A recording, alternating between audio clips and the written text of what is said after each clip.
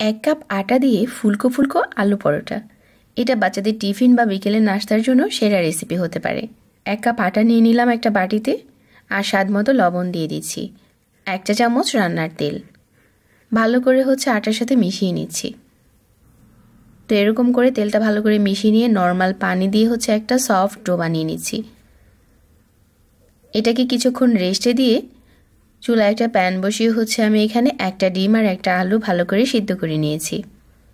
এখন এই ডিম আলুর খোসা ছাড়িয়ে ভালো করে ম্যাশ করে নিচ্ছি। গরম থাকা অবস্থায় ম্যাশ করতে হবে। তারপর দিয়ে দিচ্ছি 1/2 চা চামচ চিলি ফ্লেক্স, ধনেপাতা কুচি আর 1 চা চামচ টেস্টি মশলা আর স্বাদ মতো লবণ। আলুর পুরটা রেডি। এখন যে ময়দার ডোটা আগে থেকে মাখিয়ে রেখেছিলাম ওইখান থেকে ডো নিয়ে রুটি বেলে মাঝ বরাবর আলুর পুরটা দিয়ে সাইডটাকে ভালো করে মুড়িয়ে নিয়েছি। আর এখন শুধু হালকা হাতে বেলে নিচ্ছি। একটা রুটি সেকার প্যানে দিয়ে এপাশ ওপাশ করে হালকা সেঁকে নিয়েছি। আর কিছুক্ষণ পর তেল দিয়ে দিচ্ছি। তেলটা দেওয়ার পরেই দেখা যাবে যে এটা ফুলতে শুরু করেছে।